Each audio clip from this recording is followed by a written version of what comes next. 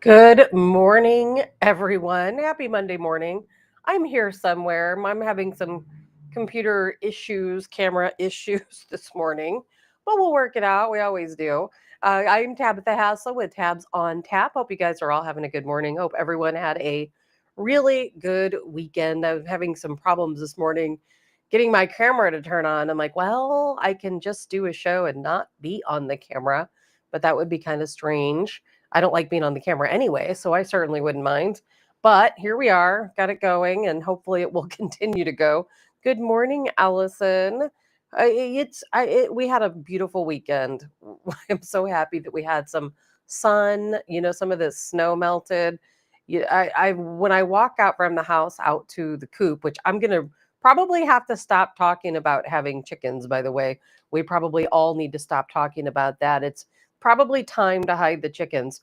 But when I walk out there, it's like walking across a frozen tundra.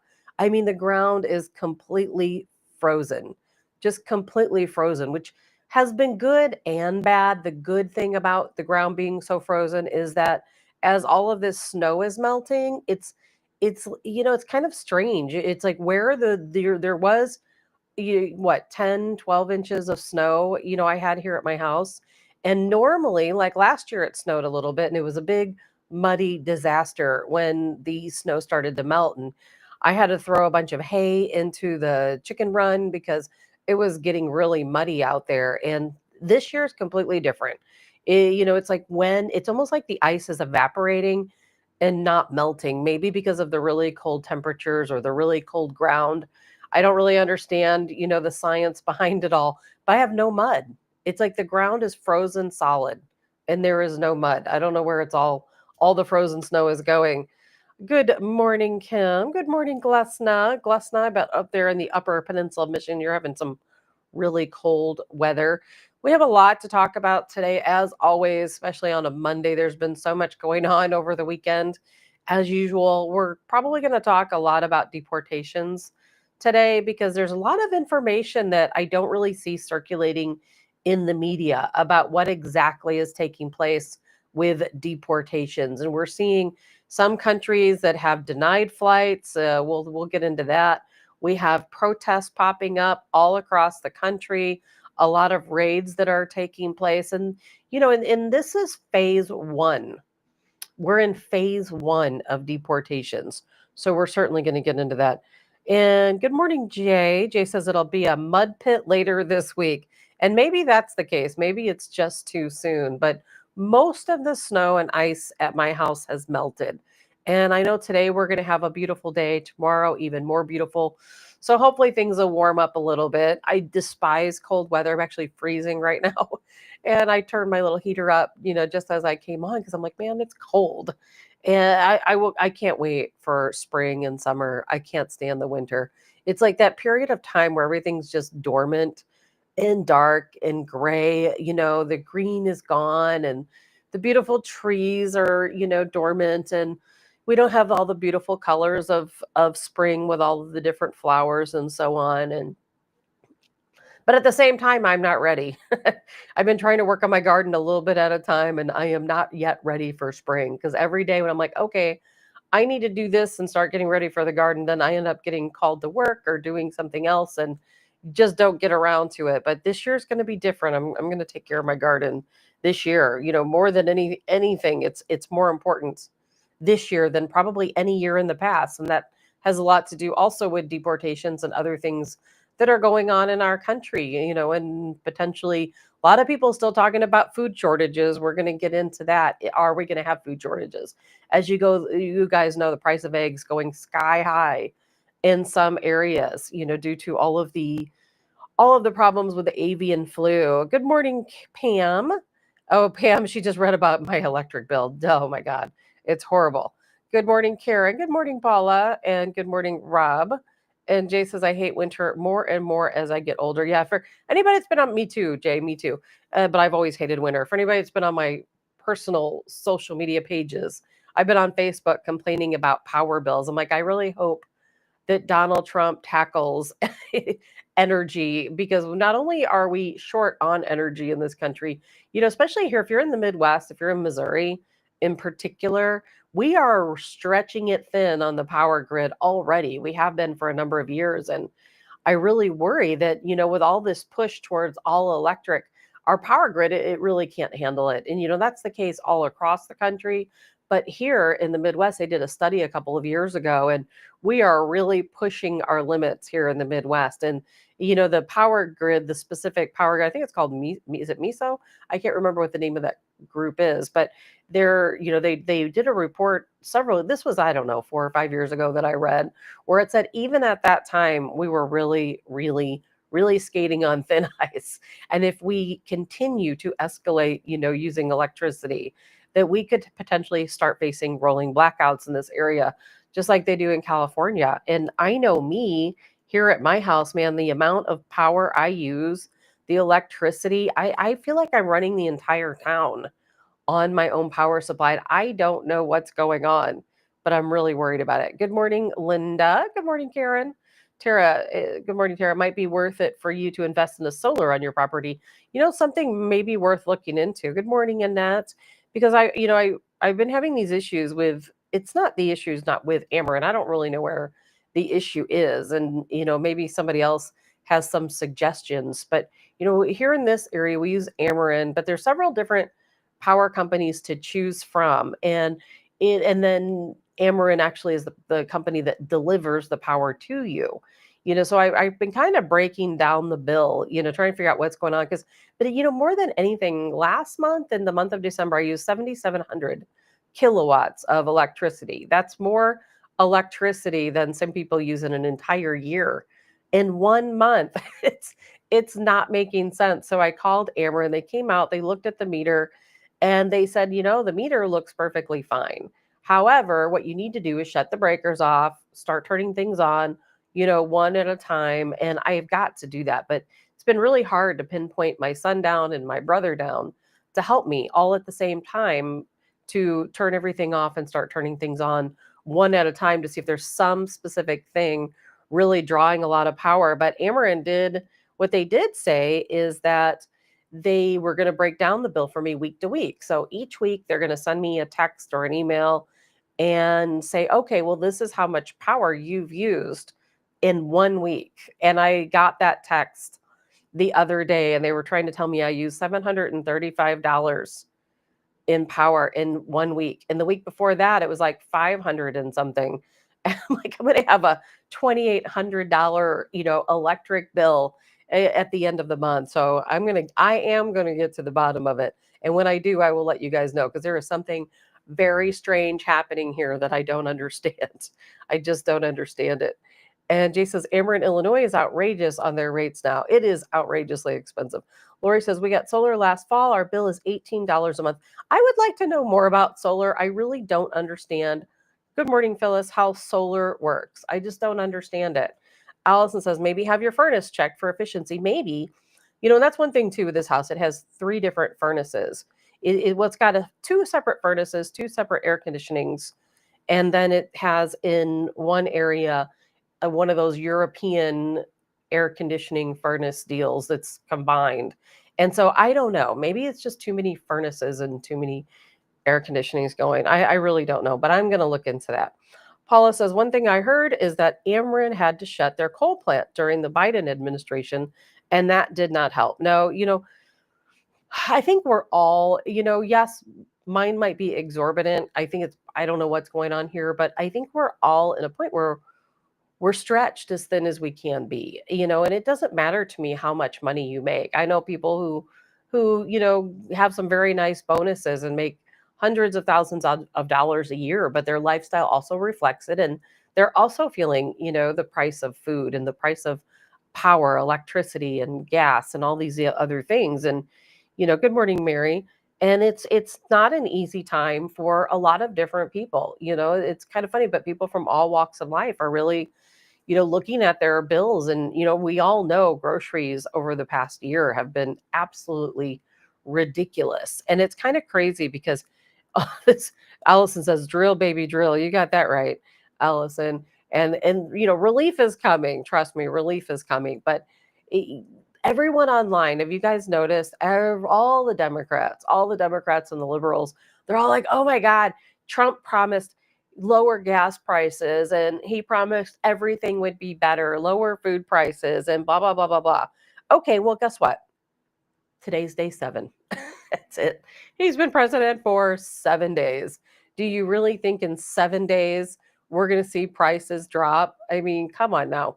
We all have to be a little bit realistic in that it takes time. I think for 7 days, Donald Trump has done a fantastic job, an absolutely fantastic job. And, it takes time. It just takes time.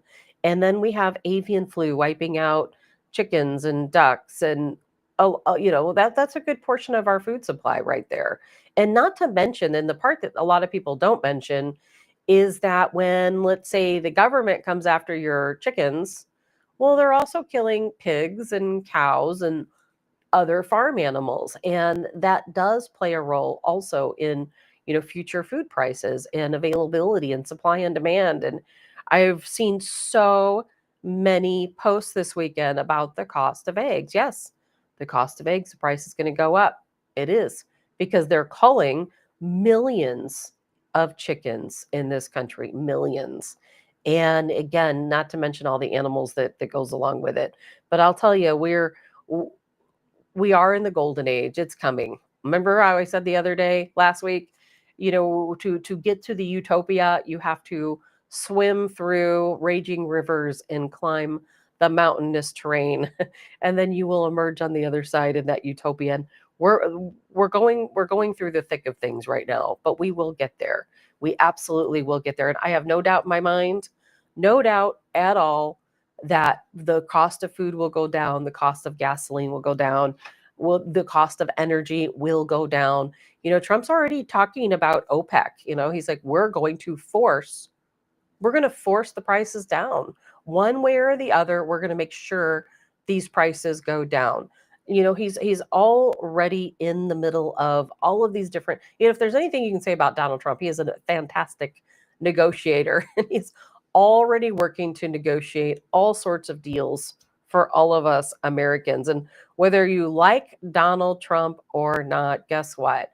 You're going to benefit from his fantastic negotiating powers, no question about it. And I'm trying to think, he was negotiating on something else the other day. I know that was going to bring prices down, and right now I can't recall what it was. I had it; it was there, and then just that fast it slipped away. But I will eventually remember. Mary says, "Yes, idiotic Dems. They are complaining about it, about lowering costs. So stupid. It's too soon."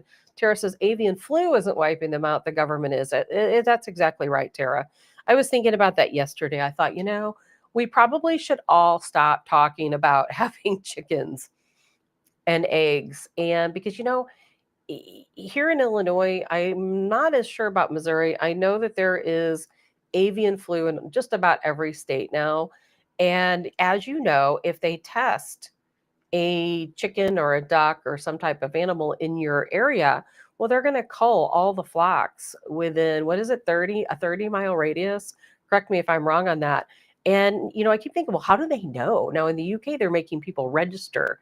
If you have any type of bird that lays eggs, you have to register them in the UK. Now, obviously, they're not doing that here, but they don't have to. They can easily go on social media or, go on these different sites and see who does and doesn't, have chickens. And they could easily fly drones over. There's a lot of different things they can do to find out who does and doesn't have them.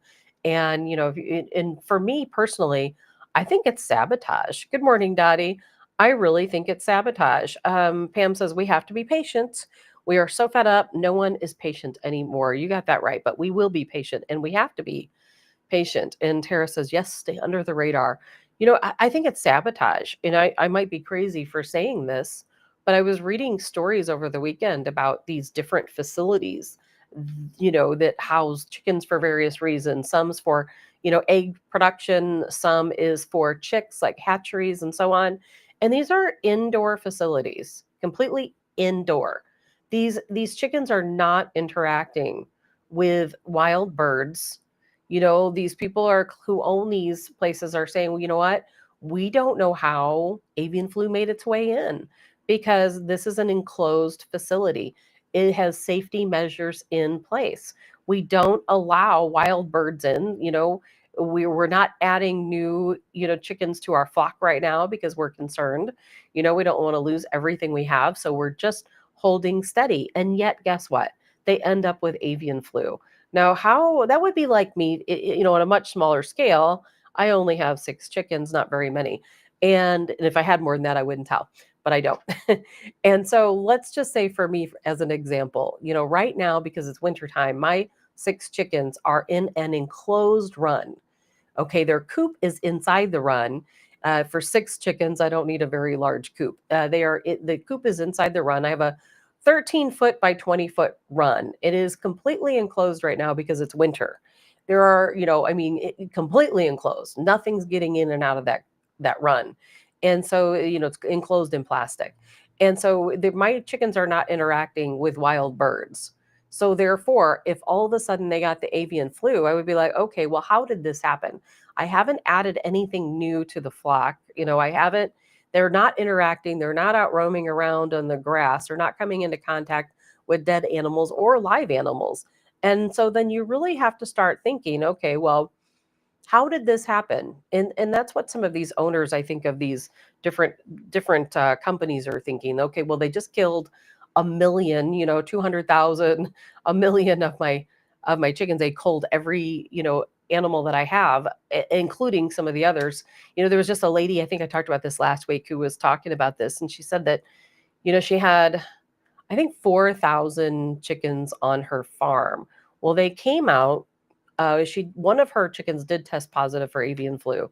So they killed all of them, and they killed her pigs as well, and her goats, because they said, well, they all interacted together, so they had to kill them all. And it's like, what in the world is happening in our country? Good morning, Eddie. And that just goes to show control. And Allison says bird droppings. It depends, Allison. If they're completely enclosed, like right now, how I have my chickens completely enclosed, bird droppings would not affect them at all. They wouldn't even come anywhere near them. So, now of course it would be on the other side of the wall from where they're, housed. I mean, is that enough? Maybe it is. I don't know. But I still think that there's something much more going on. I really do think it's some type of sabotage because, of course, they want us. The government wants, prior to Trump, and there's still some folks working against us until we get him completely in and running. But, I really do think that they want us in chaos, a state of chaos. We've seen that over and over and over. They want us in a state of chaos. And I'll tell you, there's certainly a lot of chaos going on right now. And Tara says, testing positive via PCR doesn't mean anything. I'm glad you mentioned that, Tara. I wish I would have thought to throw that in there because you're right. There was a lady who released a video on Facebook a couple weeks ago, and she used the same test to test a grapefruit. And the grapefruit tested positive for avian flu. So just like COVID, you cannot trust the testing. You cannot trust the testing. So your best line of action, don't let anyone know you have chickens or ducks or any egg laying birds, because if you do, they are eventually going to come after you. And then guess what? You're going to be eating insect protein bars and fake meat. That's where they want us. I just watched a commercial this morning for these protein bars with insects, and they were saying how now they're using a new word. And I'm not going to talk about it today, so I didn't look to see what the new word was, but some type of a Spanish word. They said that most Americans wouldn't know meant bug. And I'm like, they'll do anything they can to trick us into eating bugs and worms. It's absolutely insane. And Allison says they don't want us to be self-sustainable. Of course they don't. Of course they do. Mary says, and eggs have always been a cheap source of protein. My thing with chickens and eggs is that I feel like they are the number one enemy of a regime like the Democrat regime because they don't want us to be self-sustaining.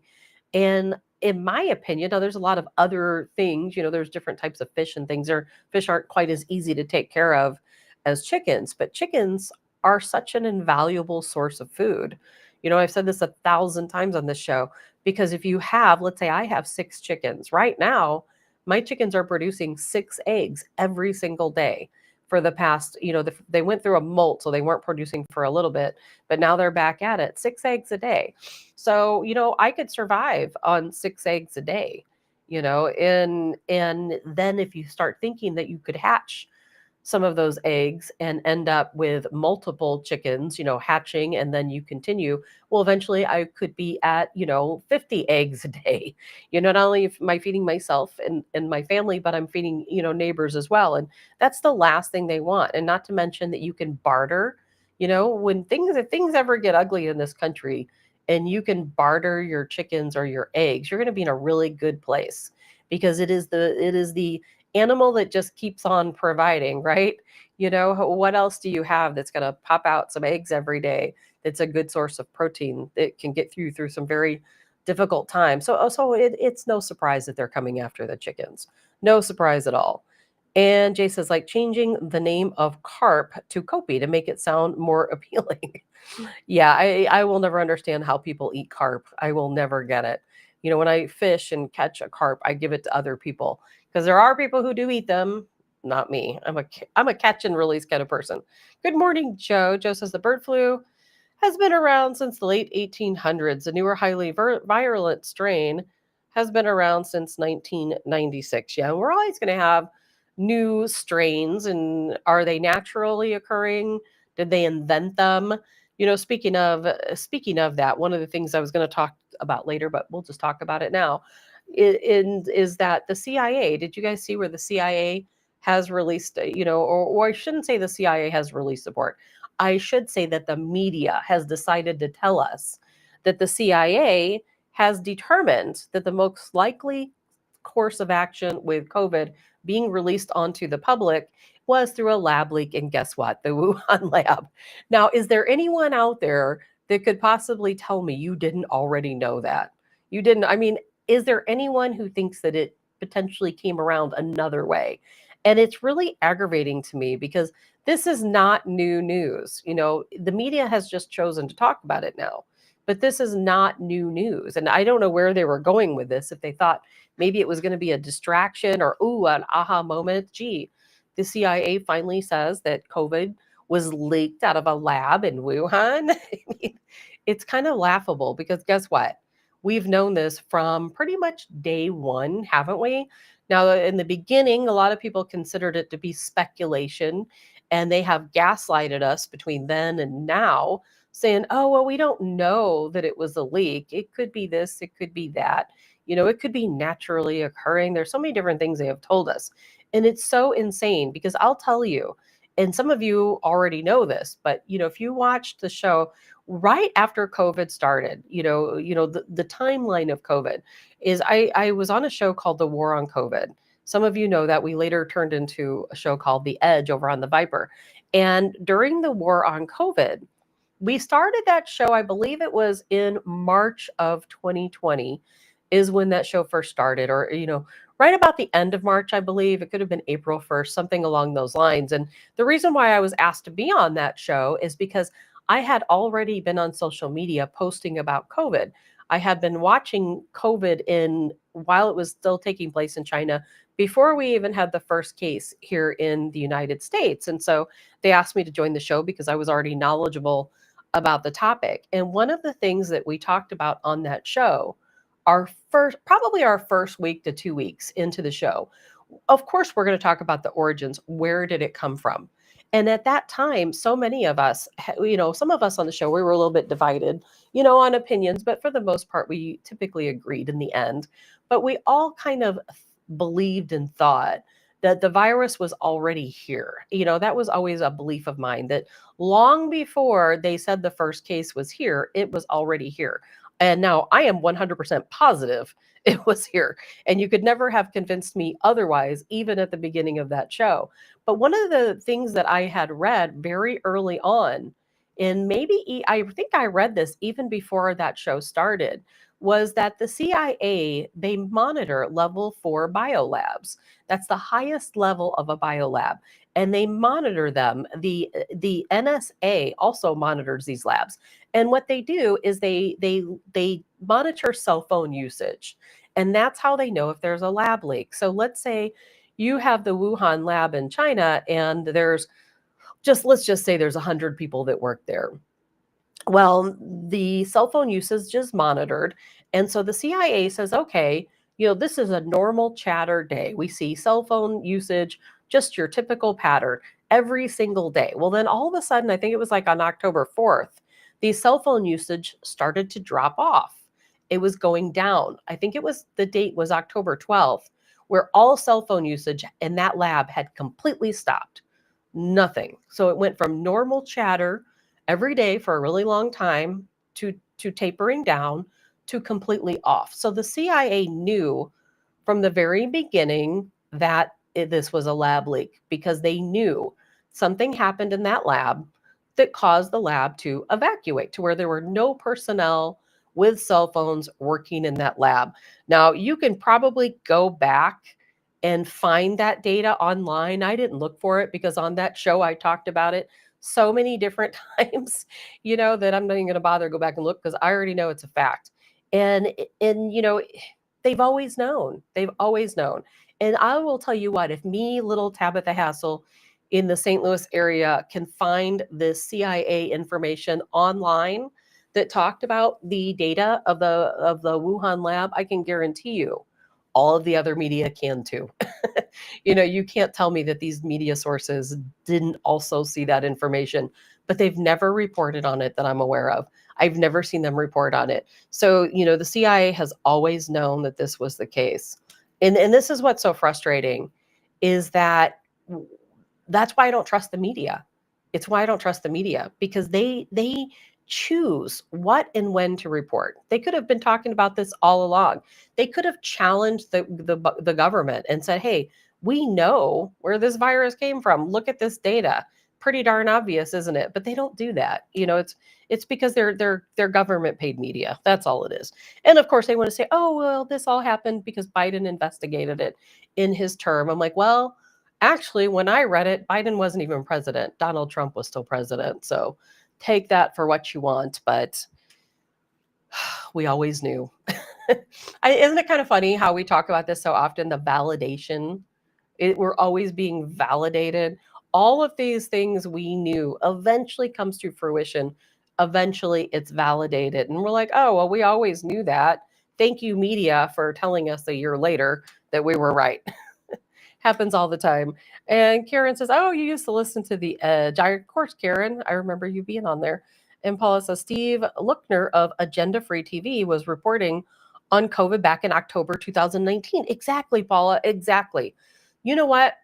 For anyone who went through this, I don't know who did or who didn't, but in October 19th, me, myself, all my friends, we were all sick, all of us. I remember the day we went to a party. We were all there hanging out. It was like a little dinner party. And 2 days later, all of us became sick. And a friend of ours who was there, he had just returned. As a matter of fact, the night we had this dinner party, he had been in Cambodia, I believe it was. And he just returned that night to the dinner party. And he didn't feel well. He was like sleeping over in a chair. And I remember, he didn't feel good. And I thought, well, it's a long flight. He's like, oh, he feels jet lagged. And he's a doctor. And so he was over there working with people. And he did this tour through Asia. And so I have no doubt in my mind that he probably brought it back to our group, but it was everywhere. And this was October 16th, 17th, something along those lines. And I remember being sick for maybe 2 weeks, just like flu-ish. And then for 3 days, I felt absolutely fantastic, all better. And then it hit me even harder. And as a matter of fact, I ended up in the hospital because of it, because it was causing me all these heart arrhythmias and different types of things. I was getting AFib and all of these different heart arrhythmias, like all together. It was really crazy. So, anyway, I think that we all had it back then. I really do. They don't want to tell us that. They'll never tell us that. There's a group over in the UK who has traced cases all the way back to October of 2019. They say September. I don't believe September. I believe October, though, after that lab leak did occur. Paula says, now Bill Gates is saying a natural pandemic could occur during the Trump administration. Can we just put him in a lot? Well, of course, a pandemic's going to occur. They're going to make sure that it does, aren't they? They're going to make sure that it does. What do they call it? disease X, they'll make sure it happens. Anyway, a lot of things I want to talk about today. Probably number one thing I want to talk about, and then we're going to get into deportations and other things. Believe it or not, Buddy Carter, if you're familiar with Representative Buddy Carter out of Georgia, he has written up a GOP bill to abolish the IRS. What do you think about that? Are you in favor of abolishing the IRS? I know I am.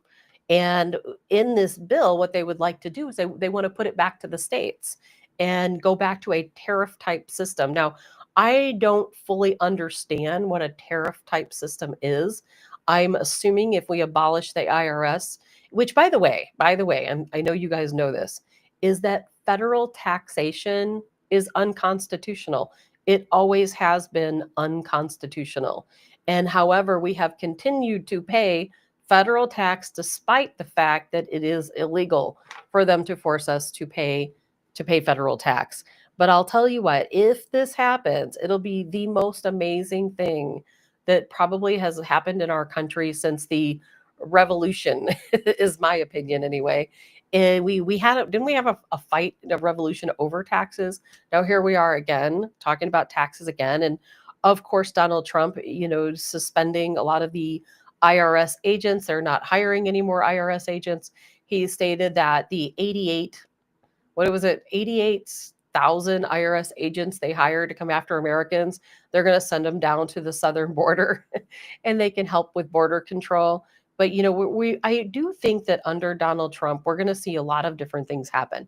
I think that we're going to end up and he hasn't said this yet, but I think we're going to have to end up backing our currency in gold.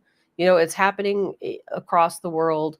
We have to step up to the plate. We have to, because our money means nothing. And you guys know this. It means absolutely nothing. When you look at a digital money system, let's say you go to your bank and let's say you have $10,000 in your bank account. Well, you really don't. You have 10,000 blips on the screen of your bank account. There's no actual money at the bank. If you go to the bank and try to take out $10,000, most of the time, most banks, you have to call ahead of time. They have to order the money from the Federal Reserve to be brought to the bank so that you can have your $10,000. Typically, you can't just go to the bank and ask for $10,000. They don't have your money there. They continuously use your money, and they're supposed to pay you interest for that, but they don't really do it quite the way that it was intended to be. And so therefore they're using your money. The banks are getting very wealthy. And Donald Trump even addressed Bank of America the other day because he said, Bank of America, when are you going to step up to the plate? You don't want conservative clients, particularly businesses.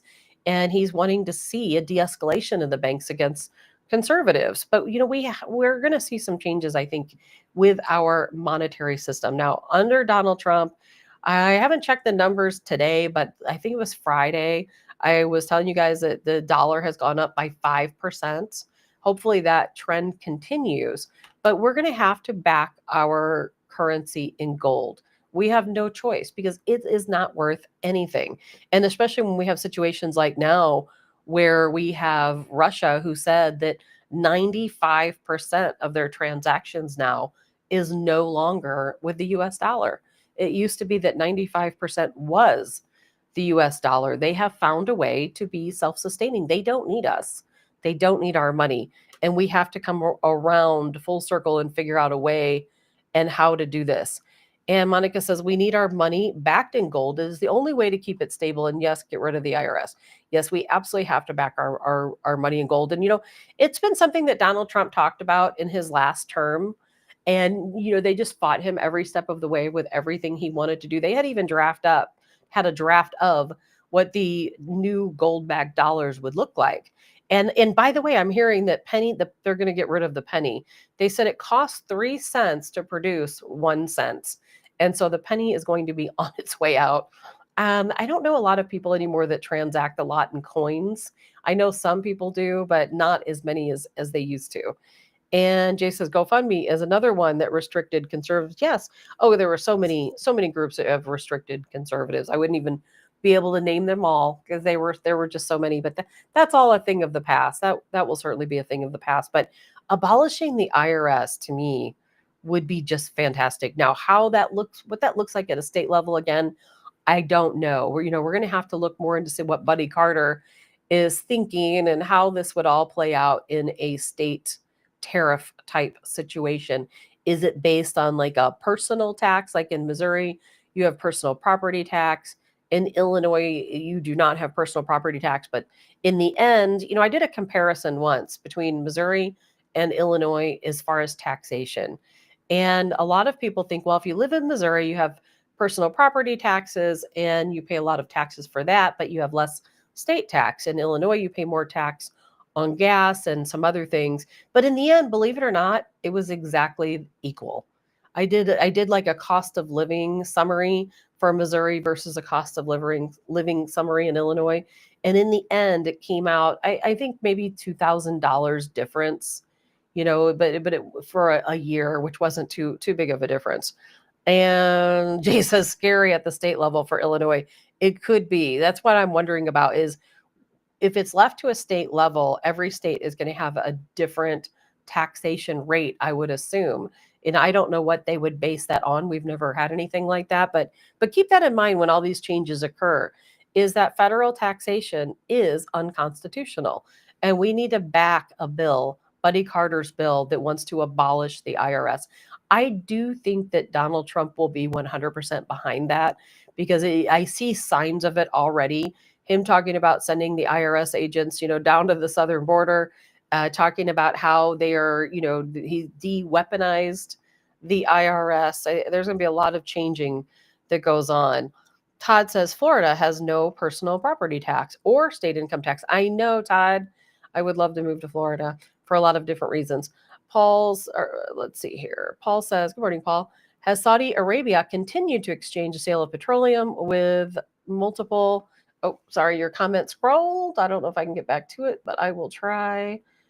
And let's see. Paul says, has Saudi Arabia continued to exchange the sale of petroleum with multiple currencies, excluding the petrodollar? Back in June, they didn't extend the contract of the petrodollar. Honestly, Paul, I don't know. But what I will tell you is that Donald Trump and the crown prince, now the king, Salman, who took over for his father, they are friends. They've had very good relations. And King Salman is a lot like Donald Trump, quite honestly. When he took over in Saudi Arabia, he arrested all of his father's buddies, all of the corruption. His dad was very embedded, with a lot of corrupt folks. And he came around and he arrested them all. And since then, they are turning things around in Saudi Arabia. They are much more progressive than what they used to be. And so I think that he will do very well working with Donald Trump to make sure. I do know that King Salman did tell Donald Trump that because he is now president, that Saudi Arabia is going to make a lot of big investments in our infrastructure. Now, whether you consider that good or bad, I will leave up to you. But I do think that will be a really good working arrangement that we have. And sorry, I scrolled up. I got to scroll back down. And Jay says, I think you're off on that assumption. I have family in Missouri. It's not even close to what they pay because bemused higher taxes, our state fees are much higher in Illinois. Well, Jay, when I did my assessment for taxes, I was doing it considering a lot of different things: home prices, mortgage payments, mortgage taxes, gas taxes. And there's a website you can go onto and that will compare the taxes in different states, which is where I did this. And it really, surprisingly enough, it came out to be about the same. And the reason why is because the cost of homes in Missouri is so much higher than in Illinois. And you end up getting a lower cost home in Illinois. And there's a lot that went into that, but I'll try to find the website so you guys can look at it if anyone is just interested in doing that. But I had a big choice to make because I lived in Missouri, moved to Illinois, and at that time I'm thinking, okay, it sounds crazy to move to Illinois because the taxes are so crazy high. Gas prices are higher. Now at the time they had a freeze on grocery taxes because of COVID. That tax freeze was still in effect. But I'll tell you, it came out to be the same when I looked. It was like a $2,000 difference, but that's based on each person's individual assessment. May not be the same for everyone. Paul says, I hope that will be corrected. The petrodollar is based on the US dollar. Thus, it hurt the value of the US dollar. Yeah, Paul, we've been in a steady decline in the US dollar, going down by nearly 40%, until Donald Trump was inaugurated, or well, I should say elected, because the dollar started climbing in November based on the news that Donald Trump won the election and went up by about 5%. So that is really fantastic news. Allison says rent is higher in Illinois. I don't know, Allison. I just don't know. I think rent is pretty much high everywhere. When I was in O'Fallon, I was in um what is the town called? Isn't that terrible? How quickly my mind moves from one topic to the other. I can't. It wasn't in O'Fallon. It was in Weldon Spring. Weldon Spring. I was renting there because I wasn't sure if I wanted to live there for how long. I was paying $1,600 a month, and that was for a 2-bedroom apartment, and that's pretty darn high. I don't know of anything in this area that is as high as that was, but there probably is in Illinois. Rent is subjective. It depends on where you live and all of that other stuff. So that just depends. And rent, I'll tell you what, it's hard to come across a rental. We have a rental house in Illinois, and it's kind of funny when you look at the prices of rent. I think it's just sky high everywhere. Absolutely sky high. And I'm not going to go down the rabbit hole of mortgages and rental payments because that's definitely a big topic to be discussed. Something else I want to jump into is obviously some of the other things Trump's doing. I don't think Trump's going to give up on Greenland. And I think we're starting to really anger people overseas. There's three agendas that Donald Trump has in mind. The Panama Canal, we'll win that situation. Greenland, I don't know. I don't know if Trump's going to give up on Greenland. And then Canada, I don't see Canada ever becoming a state. I really don't. I realize that we heavily we subsidize Canada, but I don't ever see Canada becoming a state. I don't think Canadians want to be part of the United States. I think they want to be Canada and they want to be separate with us, even if so many of them, agree with our values. However, Greenland, that's another situation. And it's getting pretty rocky. There's a lot of talk, there's a lot of infighting going back and forth between Donald Trump's administration and Denmark. I don't know what's going to happen there. I don't think Donald Trump is going to give up very easily. He's even been posting memes, if you've seen them, about Greenland and their security. I can't remember the latest one I saw, but it had something to do with them facing a threat, and they sent out some sled dogs or something, to battle. It was pretty crazy. But I don't think he's going to give up on Greenland. How far is he willing to go to take Greenland is a whole other story. Are we going to see military action in Greenland? Right now, I think that's a very good possibility. I think that if we don't work out some type of transaction where we can purchase Greenland, I think we're going to go in there and take it.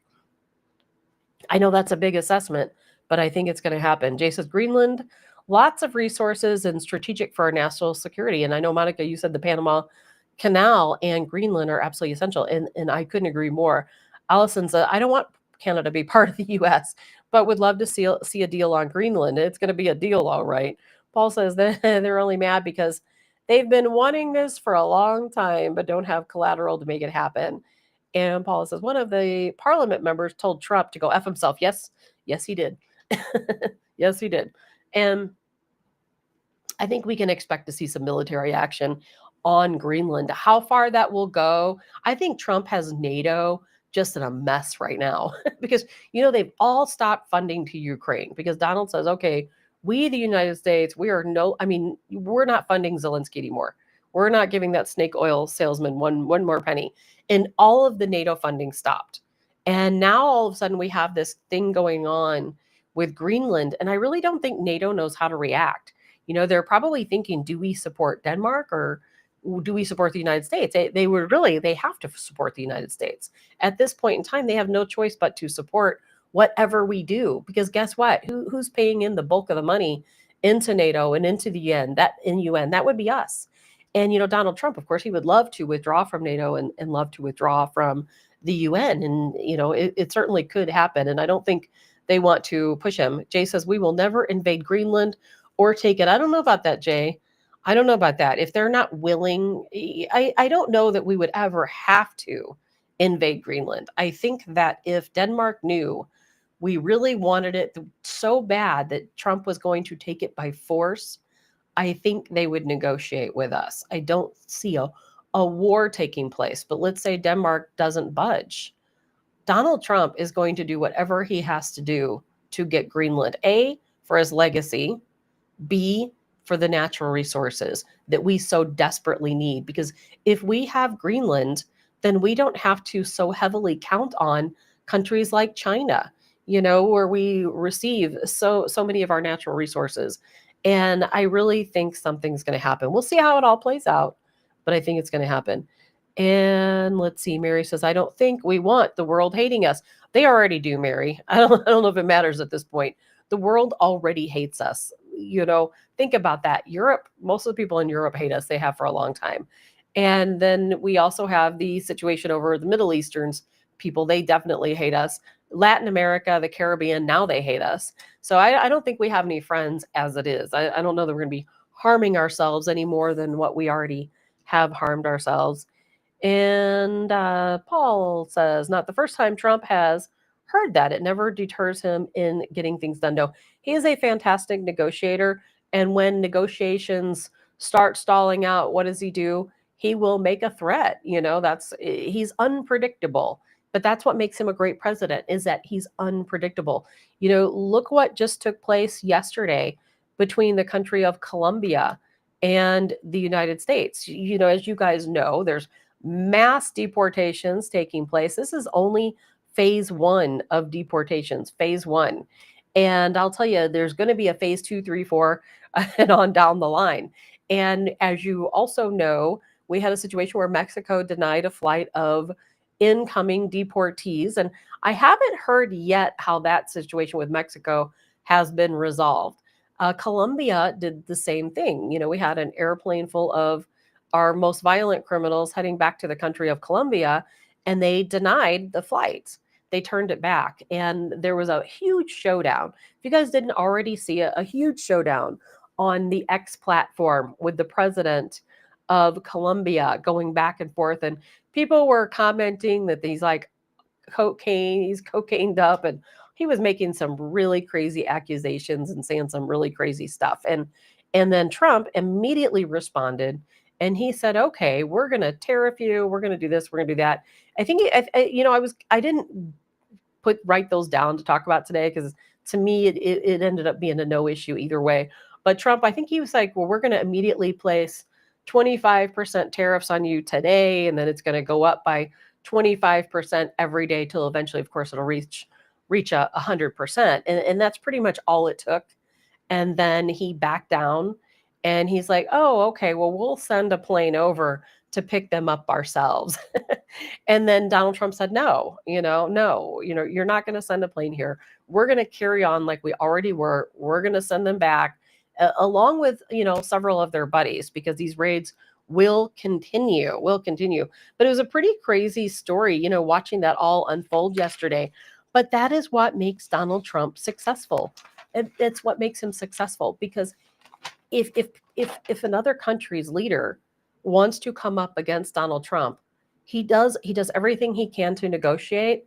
And when those negotiates stall, he makes threats. And I hate to say it, but threats work. They do. They work, especially when it comes to tariffs. And of course, Democrats freaking out. Oh, that just means we're going to pay higher prices for coffee. And, I'm like, well, what products do we really get from the country of Colombia? I know there's coffee. I believe chocolate. I didn't look at all of the products, but I'm like, you know what? We will make it. If it came down to it, we would make it. But now the Honduras has jumped into the picture. And because, of course, people want to talk about deportations, and they want to talk about Mexico, but it's not about Mexico. If you look at the people who have recently been rounded up, I believe they're starting to list a daily report that you can find where they give you the numbers of everyone that was arrested that day. Yesterday, they arrested, I think it was 956 people. and who are going to be successfully deported. Another 500 plus are somehow in like a limbo situation and not being deported yet. However, they did pick up about 1,500 people yesterday and about 1,500 the day before. That seems to be about their average goal. And so as they continue, to gather these deportees, guess what? It's not that they're all going back to Mexico. As a matter of fact, very few of them came over here from Mexico. Most of them came from El Salvador, Guatemala, the Caribbean, different areas of the Middle East. And then not to mention the fact that we have people who've just overstayed their visas and green cards and so on. So there's a lot of different things that go into this. It's not about Mexico. I don't know why people are making it about Mexico. It's not about Mexico. Todd says bananas, roses, oil. Oh, I did not know that, Todd, but that makes perfectly sense. Paul says my Libby's friends were losing their minds on Facebook, stating that he thinks he has power by shipping these immigrants, and they laughed at the first because he was because he's got stopped for a couple hours. Trump is a great negotiator. He will not fail. He absolutely will not fail. And we're in the first phase of deportations right now. But I'll tell you what, again, what I keep explaining to Democrats is you should be asking, why did Biden not do this himself? He knew where these violent criminals were. And most of you have probably heard right now, while ICE and these other agencies are out looking for violent illegals, guess what else they're finding? They're finding missing children. 70 to 80,000 missing children have been recovered. Remember how at one point, what was it? 380 or 390,000 missing children, kids that came across our southern border, many of them being unaccompanied minors, entered our country, and we just had no idea where they were. Well, through these raids, they've recovered. That's a big number, isn't it? 70 to 80,000 children. Now, I have not yet heard what's happening to these children or where they are or what the situation is with these children. I don't think when they say 70 to 80,000 children that these are children that are being trafficked. Some of them absolutely are. But I think a lot of it is these unaccompanied children. They come into our country, they end up being released to family members. And because those family members are illegal, they just fan out and they disappear across the country and they don't check back in. So therefore, the children are marked as unaccounted for. During Donald Trump's term, there were about 1,500 such kids that had disappeared and they didn't know where they were. And it was the exact same scenario. Under Biden, they've done a much looser job keeping track of people. So therefore, I think the vast majority of these missing kids are with family members, et cetera, and are perfectly safe. But either way, we need to know where they are because many of them are not safe. Many of them are in trafficking situations, of course. And Darlene says Venezuela. Yes, as a matter of fact, yesterday, I think it was yesterday in Colorado, there was a Tren de Aragua party. You guys heard about this at a like makeshift nightclub, I heard is what the situation was. And of course it got raided and they arrested about 50 of these Tren de Aragua gang members in Colorado and are shipping them back to Venezuela. And Maduro in Venezuela, he will take them back. He has not opposed that as of yet. But, the Honduras has called that they have an emergency meeting that takes place, I believe, today between Caribbean leaders and Latin America to try to figure out how they're going to handle this. They are freaking out right now because what did they do? They emptied their prisons. They sent their very worst criminals here, the very worst of their terrorists here. And now, you know what? We're sending them all back. They don't want them back. Their crime rates have gone down while ours have skyrocketed. And let's see. Paul says, and yes, Monica, thank God they are being found. And Paul says there was a Chinese illegal immigrant here locally that was arrested and turned over to ICE for deportation back to China. Yes. And I think there's 18,000 people from India, that are set for deportation as well. And now they were not raided, not gathered up in raids, but are self-deporting. Greg says the fight is, and good morning, Greg. Greg says the fight is evil versus good. Hardcore Democrats are picking and having been serving their leader. Let's see here. We shall serve God. You got that right. And Jay says, don't forget Biden stopped the testing, so we don't even know if these kids went to their family. Yeah, no DNA testing during the Biden administration. We don't know where anyone is. But Biden knew where these 70 to 80,000 children were.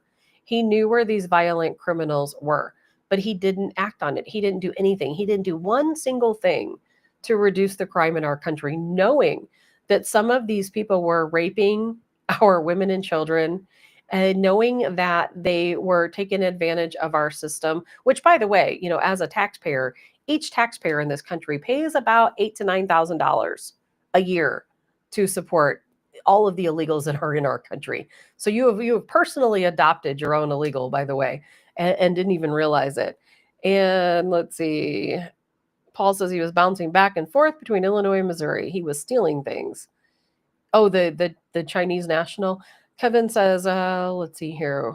We can send some Democrats to Venezuela. Also, I wish we could. As you guys know, Tom Homan, he was in Chicago this weekend. I keep seeing post after post after post after post. Here's ICE, and they don't. Just so you know, it's not always ICE that is making the arrests. Sometimes it's the Department of Homeland Security. Sometimes it's the FBI. It's a lot of different multi-agency task force folks out there making these arrests, but they are in every big city, a lot of small cities. It is amazing to me. They are fanning out across the country. This is phase one, and I'm going to talk to you about what phase one is. Elizabeth says the stories about the volume of the children kept in group houses is concerning. It is. I've heard stories. I don't know if it's true. I've been hearing rumors that at least one home that was raided where they had some very dangerous criminals, there was over 100 children in one house. Now, I don't know if that's true, but that's one of the rumors I've heard. It's just hearsay. It may not be true at all. There's a lot of different rumors going out there. But what I do think is interesting is, as a matter of fact, I'll play a video for you. And eventually I want to talk about how this does affect our country. We talked on Friday a little bit. We were talking about farming and does it or does it not affect farming? And I was talking about how I think, so many of the farms are automated now. And then Tammy was listening in and she said, well, her family owns a farm and they still use, people out on the farm. So we'll get into how it doesn't affect us. And I wanted to play this video for you really quick. Well, you know what? I'll wait a second because I want to talk about something else first. Paul says the cops in Illinois will get in big trouble if they arrest any illegals and notify ICE. Well, I'll tell you what, Tom Homan himself is in Illinois, he was in Chicago this weekend. And he was there, he said, because he will, as a matter of fact, I've got a video from him here somewhere, but he said that he will arrest anyone that stands in the way. If you stand in the way, guess what? You're also going to go to jail. You're going to be prosecuted. I'm going to play a little video clip of him here in just a moment being interviewed because this is phase one. Phase one is to deport the most violent criminals in our country. And and I'm not telling you anything you don't already know. So, unfortunately, I don't know how Democrats missed the boat. They don't seem to understand this. But that is the criminals being gang members. They've arrested a number of MS-13 gang members, Trende Aragua gang members from Venezuela, pedophiles, rapists, murderers, terrorists. These are the people who are right now being rounded up and deported. However, in this first phase, let's say if the police, law enforcement, whether it be ICE or Department of Homeland Security, whoever it is on the task force, if they come into your place of business or into your home and they're looking for a specific person, and then they detain everyone. And the way this system works is that they detain everyone and then they ask everyone, where's your ID? And yes, if you're an American citizen, okay, you go over here to the corner. If you're not American citizen, okay, let's break it down to each one of you. Trump has given these task forces the power of decision. And unlike in the past, what would happen is that, ICE would come out or the Department of Homeland Security, whoever, and they would talk to these people. They say, oh, no, I'm seeking asylum, blah, blah, blah. Okay, well, here's your ticket. You have to go to court. You're here illegally, blah, blah, blah. We're not going to deport you today. That's not happening anymore. Donald Trump gave ICE the power to make these decisions. And so therefore, what ICE is doing, or whichever agency is on the task force, they're going into, let's say, a place of business. They're going to say, okay, all of you are not American citizens. You need to show me right here on the spot, right now, Have you been working consistently for 2 years to seek asylum? I need to see your paperwork right now. I need you to show me proof right now that you have been working for 2 years to become an American citizen and that you have been actively working towards citizenship. If they don't have those papers on them that very minute, that day, they are deported. And even if they're not violent criminals, if they are in that building and they are caught and they are here illegally and they cannot prove to the officers there inspecting, conducting the raid, they are being deported. And then once they get to their final destination, then they can fight that deportation and say, you know what? No, I was working really hard. I didn't have the information with me at the time, but here it is now. And then they will get a second look. But a lot of people don't understand that Trump gave these task force the ability to ask them, hey, I need to see what you've been working on. And most people, and I get it, there are probably a lot of illegal people in our country who truly have been working for the past couple of years in receiving their citizenship and, working on their asylum claims, who've done everything they're supposed to do. But if they don't have the proof with them, it doesn't matter. It does not matter. They're going to be deported. So when you hear people arguing and yelling and crying about, well, my dad got deported, he got stopped, at a random checkpoint and they deported him. Well, that's because A, he is here illegally, and B, because he couldn't prove that he's been actively trying to become a US citizen for the past 2 years. That's the requirement. And you see a lot of people are self-deporting.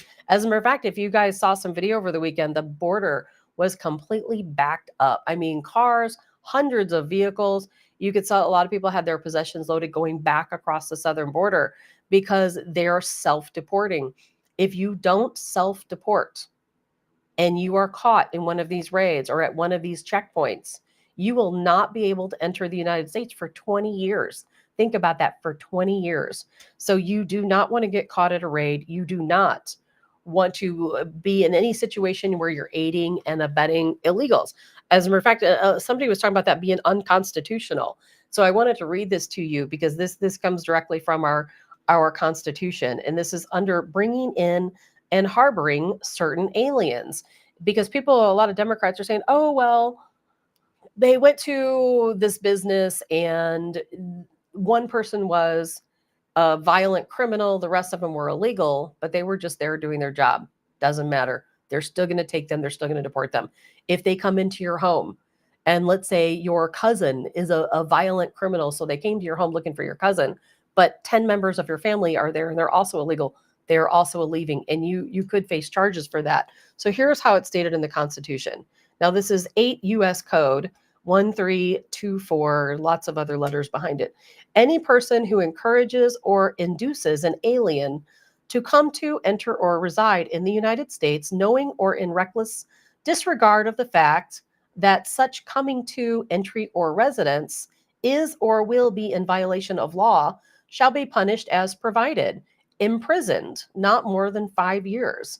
And in the case of a violation in which offense was done for the purpose of commercial or financial gain, imprisoned not more than 10 years. In case of a violation during and in relation to which the person causes serious bodily injury to or places in jeopardy the life of any person, imprisoned not more than 20 years. In the case of a violation resulting in the death of any person, be punished by death or imprisoned for any term of years or for life. And, this is really important. And the US Supreme Court upheld the constitutionality of everything I just read to you. And Jay says, I have a friend who has lived here in the US for 20 years. He had several of his friends picked up during Trump's first term and then started working on becoming legal. He's now has legal status. Why didn't he work on it for the 20 years? Right. You're right. People have to be very active, Joe. They have to be very active. And they're checking.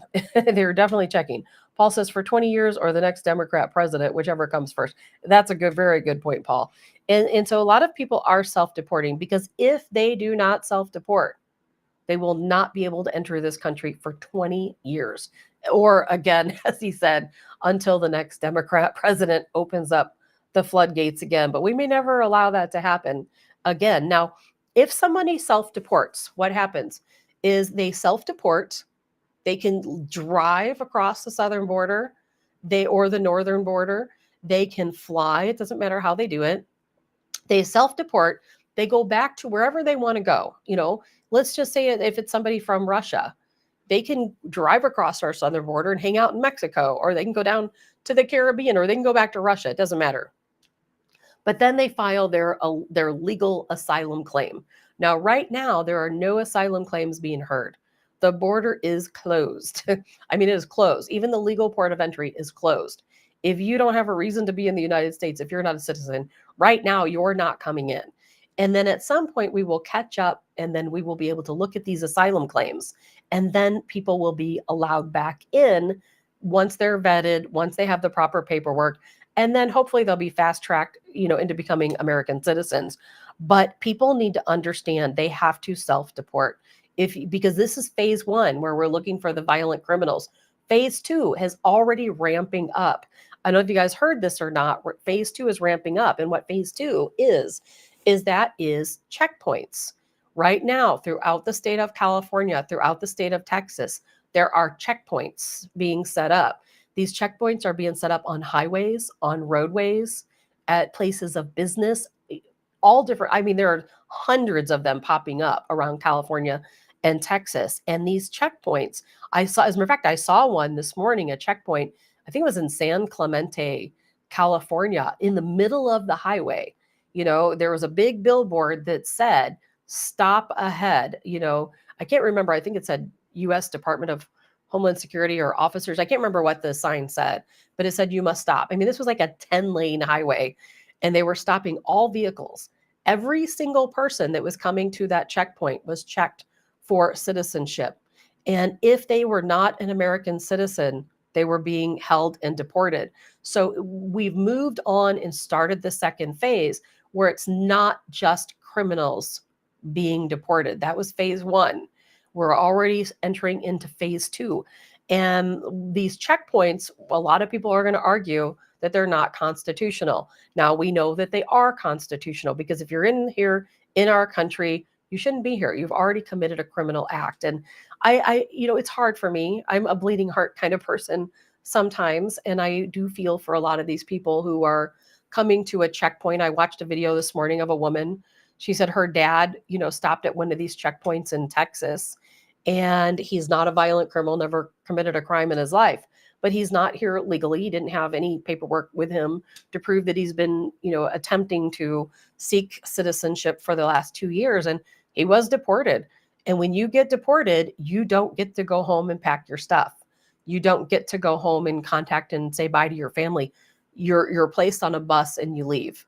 And that's then from wherever you end up, you can go back and contact family or have your things moved. So I think we're going to see self-deportation really ramp up in the coming days because people are very worried that if they don't self-deport, they're going to end up being banned from the country for 20 years, which is a really big deal for a lot of these people whose families are here and are citizens, and everything they've done here has built up, and they've built a life here. And it is unfortunate for a lot of people, but at the same time, we knew this was coming. So when you start hearing about phase two, and that is these checkpoints, now there might be checkpoints in other states too, but I know that there are hundreds of checkpoints in Texas and in California. And somebody played a video this morning. There's so many videos. If I played them all for you, it would take up the entire day. People were playing videos from California of these different Latina or Hispanic markets, and where there was no one there. I mean, completely empty. They said people are scared to leave their homes, because even if they themselves are legal, they're worried they're going to get caught up in the mix of things and, not be able to prove it. There's a lot of fear that's taking place. And I do wonder about that. I'm going to talk about that a little bit, about what that's going to look like when we go through these phases of deportation, because I am at this point absolutely, absolutely sure that we're going to end up deporting pretty much every single person in this country that is here illegally. I really do. I see that happening. And I'm going to play this quick interview for you with Tom Homan, and he's going to talk a little bit about what's going on. Let's see, maybe I'll play it.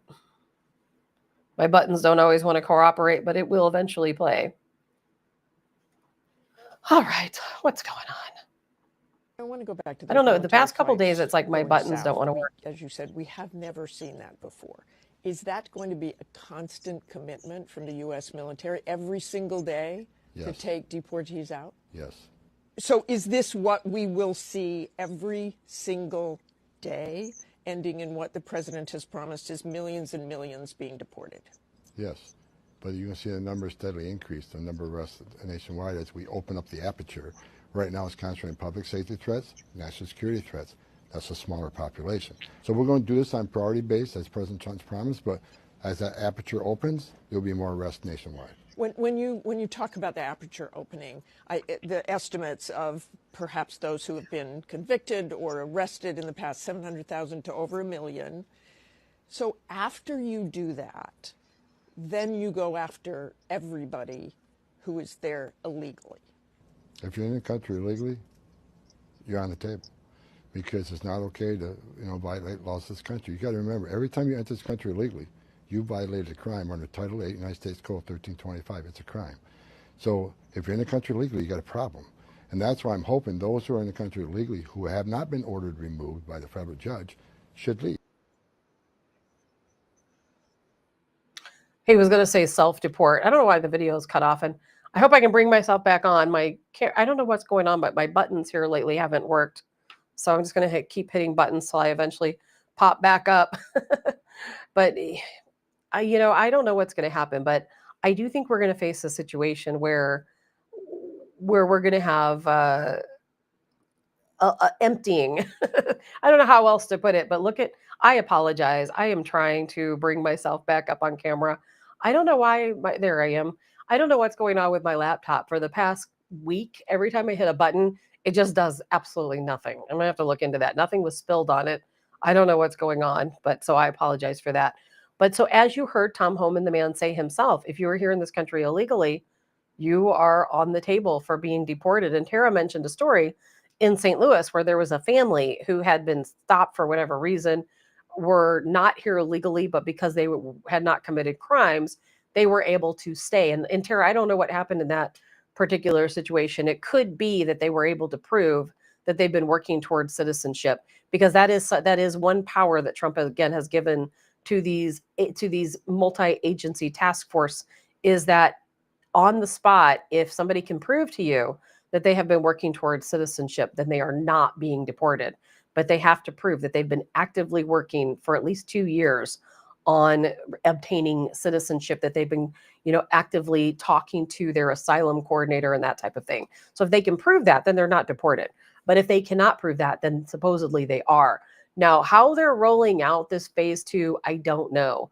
But again, I know for a fact, I've watched the videos, there are these checkpoints taking place in Texas and in California. And I don't know, are they just arresting, or not arresting, but are they just deporting everyone? I'm told that they are. That if you come to a checkpoint, and if you come to the checkpoint, if you can't prove again that you have been actively working towards citizenship, that they are going to deport you. And then once you're deported, you can work it out later. Now, what phase 3, 4, 5 look like, I don't know. But from what I understand is that phase 1, again, criminals. Phase 2 is they're going to be setting these checkpoints up across the country, starting with Texas and California, and then going into like New York City and Chicago, St. Louis, into the big cities, tackling those first, just looking for anyone to come through the checkpoint who is here illegally.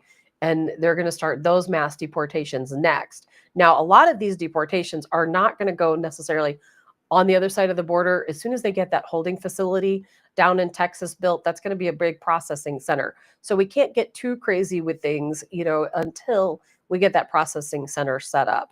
And then from there, what I understand is phase 3, and they've already kind of started this, where they have that leaflet, you've probably seen it, where they say, hey, if you know someone that's in this country illegally, call this number, send a tip to this line, and we'll make that arrest. But what I understand is what we've got a ways to go. Some people say it's not going to be implemented until August.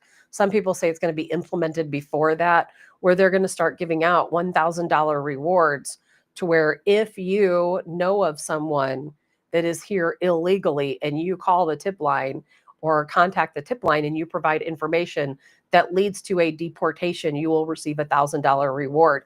Now, I don't know when that starts. I'm hearing that it's not until August, that they're going to go through these different phases until they've gotten the majority of illegals out of the country.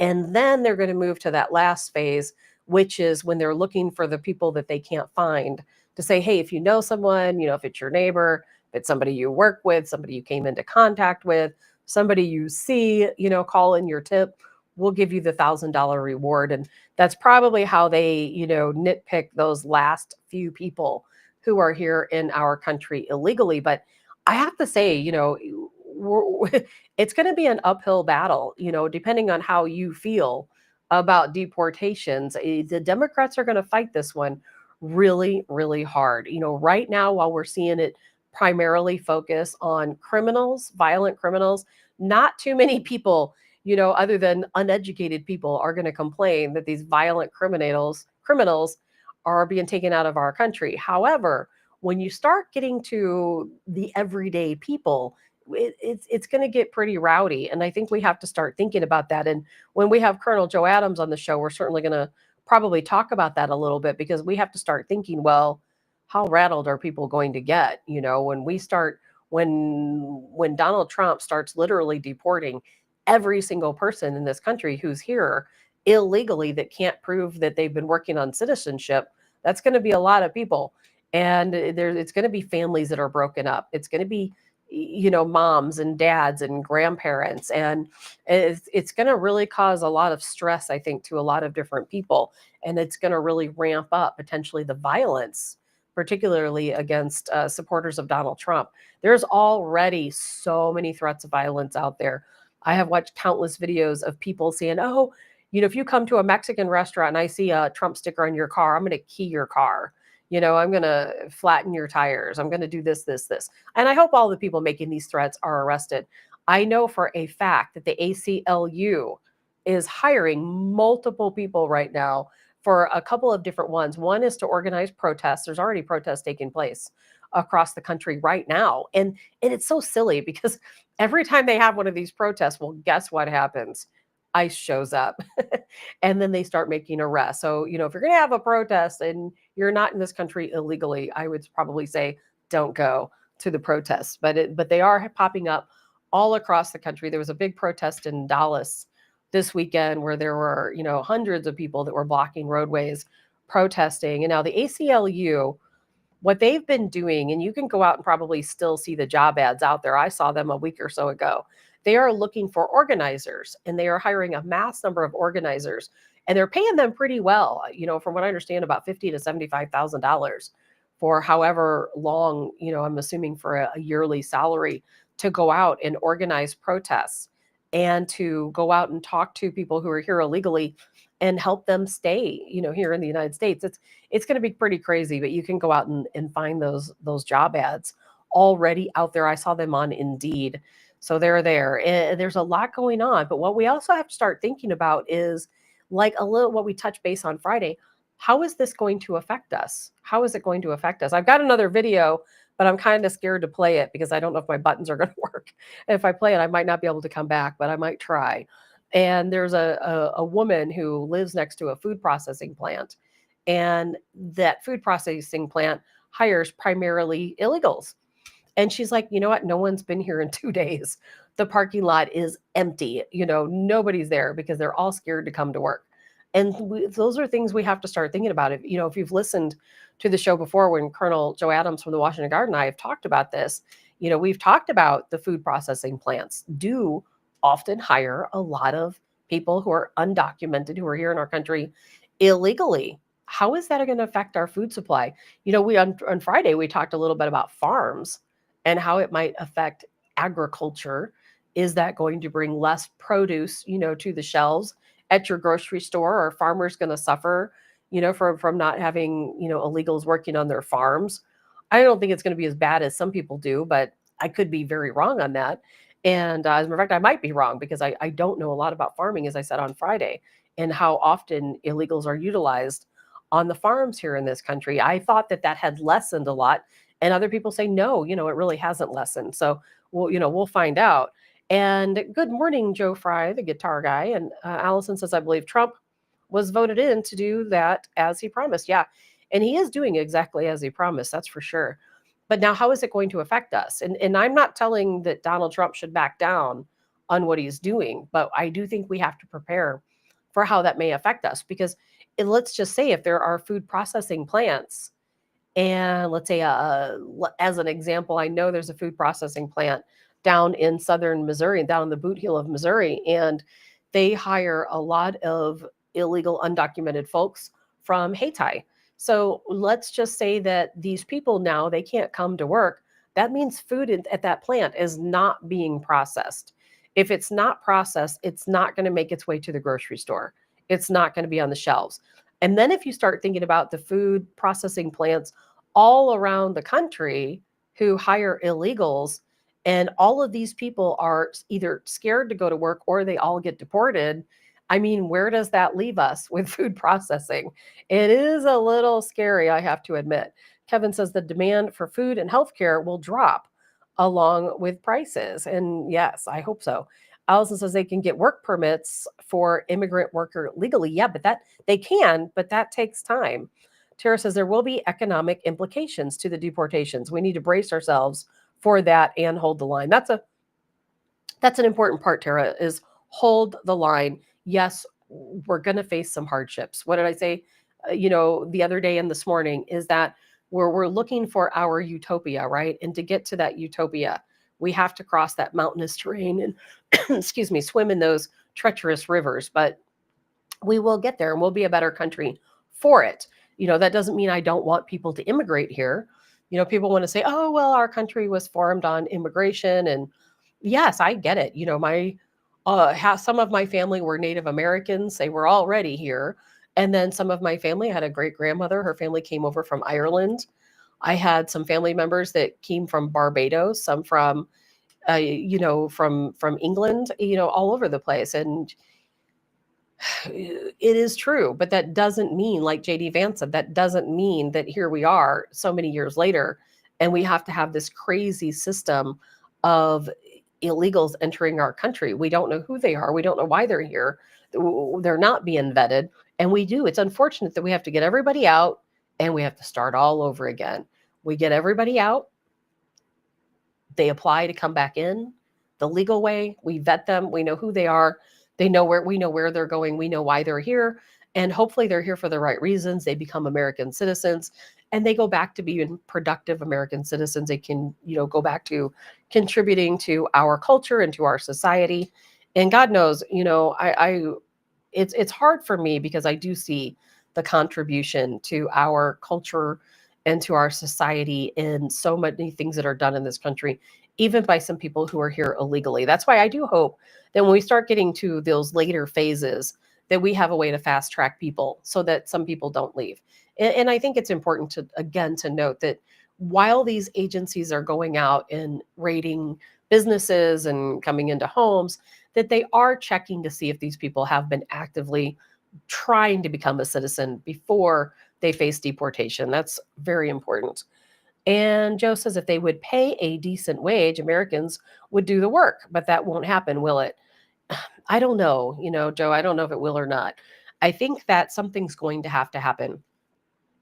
Because if you think that there are going to be millions of people who are going to be deported from our country, that leaves a lot of holes in the workforce. And it's going to put a lot of companies very much on the edge of bankruptcy.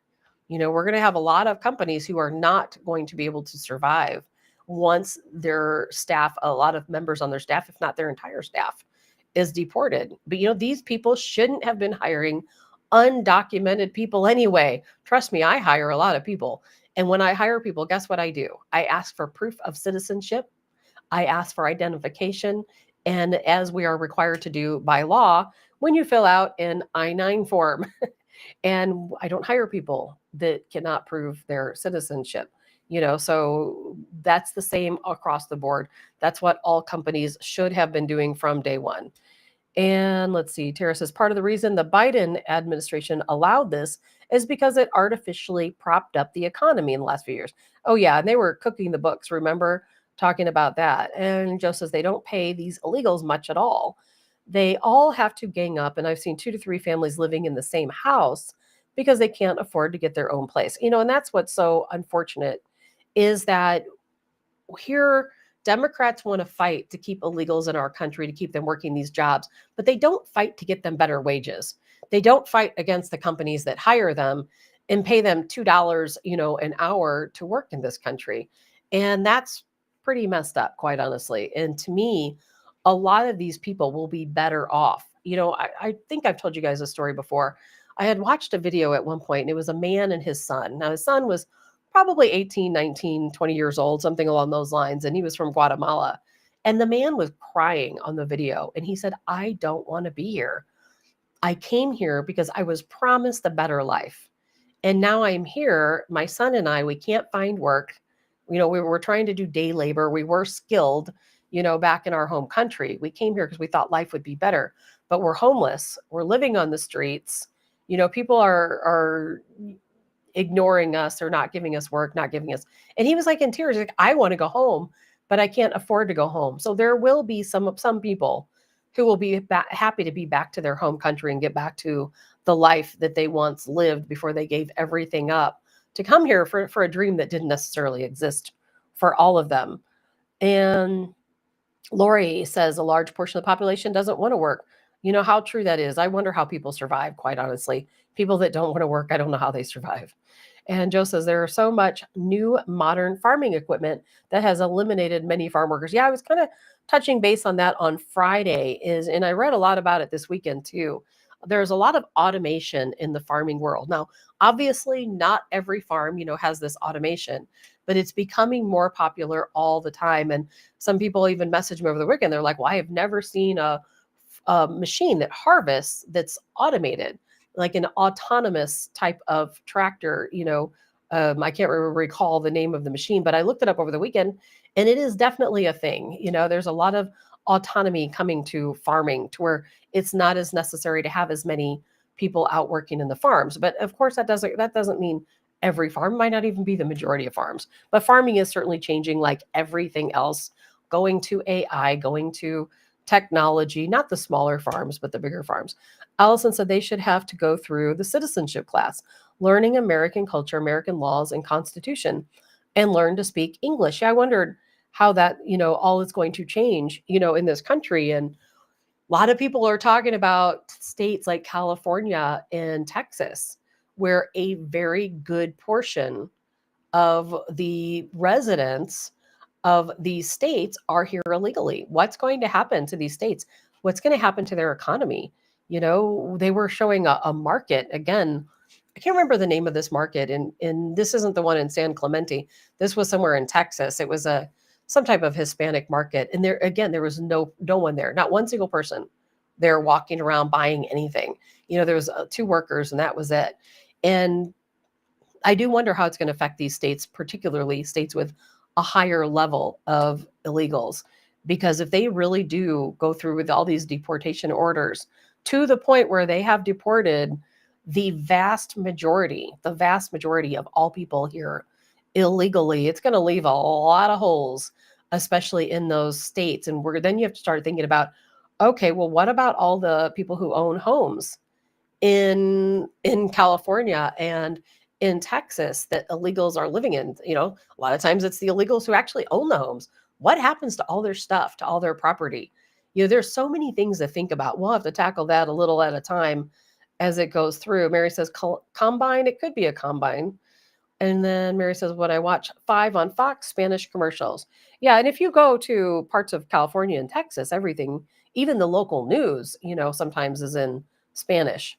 That happens a lot, like down by San Diego and some of those other areas. And I don't, it's a hard one for me. I hate to see all these people deported. I really do. At the same time, I know they're here illegally. And I'd be curious what everyone thinks about, if they feel like I do, where I hate to see some of these people go. I really do. It kind of breaks my heart, quite honestly, for a lot of people to be kicked out of our country who are living here and working. Maybe they haven't had time to keep up with their citizenship, and that's their own fault. I'm not giving them a break on that. They should have been actively pursuing citizenship. And I know there are a lot of people who've been here their entire lives and are not citizens and have not tried to become a citizen, and now they'll have to leave. It's going to be a lot to deal with. I think it's going to be a much bigger issue than any of us are even thinking about right now. I really do. I think things are going to get pretty darn crazy just because we are going to have so many people out of the workforce. We're going to have all of these empty and abandoned homes. We're going to have stores and markets with no employees and no shoppers. I think things are going to get really crazy for a little bit before it starts to settle down again. And what that looks like, I don't know. I don't know what that looks like, quite honestly, because our country has been this way for so long. I don't know what that looks like. But we'll certainly we'll certainly talk about it. I did want to talk about that. I didn't plan to spend as much time as I did talking about it, but it is pretty important. Some of the other things going on, and every day we're probably going to be talking a little bit about what's going on with deportations, because we're at the beginning stages right now. Think about the pie table, right? You have your big pie. Well, only about 1% of that little sliver has taken place right now. What's going to happen when we start making our way around the pie, where we've had 60% of the illegals in this country have been deported? That's a huge number, by the way. And if you really start thinking about that, that's millions of people. What does that look like for our economy and for our country? And how are we going to face that? There's a lot to talk about. It is absolutely going to affect our food supply, 100%. Truck drivers alone, the people driving trucks in our country, there's a lot of illegals driving trucks in our country. So think about that one too. So there's a lot of things to talk about. Something I wanted to get to, there were so many things I wanted to get to that I probably won't have time to today. But one of the things, obviously, Donald Trump fired 18 inspector generals. We'll talk a little bit more about that tomorrow. And weather modification, there are some bills on the table going over weather modification and potentially limiting what they can do, as far as modifying the weather. We'll get into that later this week also. Something I wanted to throw out there before we go. I know I started a little bit late and I'm running a little bit late. Two things. One is, if you listen to the interview I played of Tom Homan, he mentioned two things. He was talking about deportations, but he was also talking about arrests, the other side of the arrest. There are also task force going out searching for people who are making threats against Donald Trump. And there are a lot of them. There was a guy arrested, I don't know if it was yesterday or Saturday, in West Palm Beach, Florida, for posting online these terrible comments about Donald Trump, talking about how he needs to be the next. He was going down the line saying, oh, MLK, JFK, RFK, DJT, and it was making some serious threats. So he was arrested. And so they've made it very clear that if you're out there, nobody listening to this show, I'm assuming, is doing this, but if you're out there and you're making threats against Donald Trump, threats against conservatives, threats against the country, they are coming for you. They have several task force put in place, and they are stretching out all across the country. And if you continue to make threats against Donald Trump, against his administration, against the American people, they are coming for you. You will be arrested and they will punish you to the greatest extent of the law. And I'm hearing that some FBI folks have said it is alarming, the threats that are coming through against Donald Trump. And they are going to be looking for these people. When you put it out on the internet, it's there forever. You cannot hide. So I would be very, very careful if you're a Democrat listening to this show. Do not be out there threatening Donald Trump. Mary says illegal truck drivers. Yikes. Yes. So lots of illegals driving. Allison says, honestly, I don't have a lot of sympathy for the people who came here illegally. I would not put my family in jeopardy taking them to another country illegally. I know, Allison, you are 1,000 times right. People come into this country knowingly coming in here, knowing they're not supposed to be here, knowing they've entered illegally. And I do hope and expect a lot of these people to self deport. The self deportations, see, the word isn't spreading yet. It's not spreading yet. The media is not accurately telling people. How many times do you hear the media saying, if you're here illegally, you need to self deport? I'm not hearing it. And the media needs to be warning people that number one, if you're here in this country, you're not here illegally, you need to self deport, and then you need to legally apply for asylum. And then guess what? If you're not committing crimes and you want to become here and be a great citizen, we'll let you come back. We're going to do a background check. We're going to find out where you're going, why you're coming here, and then we're going to do our best to get you here without you having to pay all these ridiculous fees to come back into our country. And then, we're going to do our best to make you an American citizen. However, if you don't self-deport, and you come to a checkpoint or we raid your place of business or your home and we have to deport you, the penalty for deportation is 20 years, a 20-year ban from this country. So I think the media needs to do a better job explaining to people that if you self-deport, you can apply for legal asylum. You can come back into the country eventually when we get things up and moving again. However, if we have to deport you, you're going to be banned from the country for 20 years. I think once the media starts telling people the truth, we're going to see people self-deport in record numbers. It's already record numbers, but even more than it is now. But the media can you trust people? Can you trust the media to tell people the truth? No. They would rather see people deported just so they'll have a news story. That's how that works. Allison says the media needs to be held responsible for the BS they are spreading. You've got that right. And Tara says, oh, I think it's spreading. Lines of cars going into Mexico are and say, yes, exactly, Tara. I saw a video of that this morning and it was crazy. And I think that we're going to see that increase as people start spreading the word amongst themselves that they need to leave. Dee says, let's see, change the welfare. Lots of Americans will have to go to work as they should. That makes a big difference too. There's going to be a lot of change in this country, a lot of change that's going to be taking place in this country. And we're seeing it all unfold before our eyes. I've only want to add one more thing before we go. I know I have a lot to talk about. We'll catch up, towards in the coming days is potassium bromate. If you can look at your labels, and we have Florida Representative Anna Paulina Luna. Many of you are familiar with her, and she's really tackling this pretty hard, as she should, trying to make sure that we here in the United States ban the potassium bromate. And you can find that in breads, tortillas, a lot of different baked goods. And studies have confirmed that potassium bromate, it leads to cancer, liver damage, kidney failure, neurological disorders, and I'll bet you that you probably already have a product in your home that contains potassium bromate. If you do, throw it away. As a matter of fact, it's even in some flour. So also check your flour. If you have flour that says potassium bromate, I'm sorry, but it needs to go. And she is working very hard to make sure in this country, along with, of course, Robert Kennedy Jr., to get rid of some of these different ingredients that are causing us harms. We know they're tackling the food dyes, and there's a lot of people upset about that, by the way.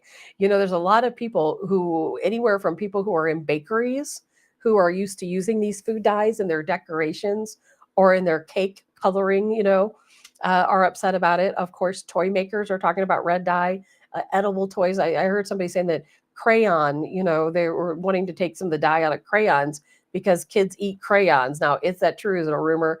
I don't know. Obviously, a lot of food that we have in this country has different food dyes, but potassium bromate, look through your food and see if you have any potassium bromate. And if you do, I would strongly suggest that you get rid of it and be very careful what you purchase. And we'll see how that goes. I think, good morning, Joe. I think there's a lot of additives that are in our foods that we're going to see being discussed and eliminated. And it's so crazy to think that the FDA, in my opinion, they want us to be poisoned. They work hand in hand with the pharmaceutical companies. They want us to be sick. And it's ridiculous. They don't want you to talk about the I word or some of these other things that we know help us. However, they're perfectly fine with all of these food dyes and potassium bromate in our foods and a number of other different chemicals. It's really crazy. Even European countries don't allow some of the chemicals and dyes that we have here in the United States. And thank God we have people looking out for us, and that we're gonna stay on top of those changes that's going to take place in our our food and things that we consume. Anyway, I am way over my time.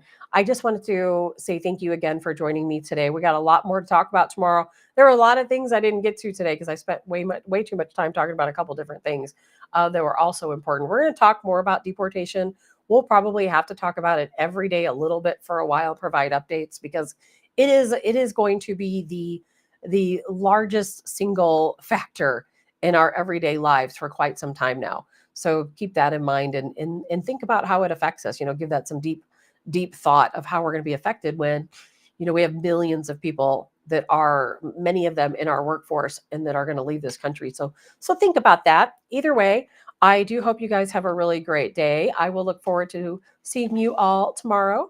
I am Tabitha Hassell with Tabs on Tap, and have a good day, everyone.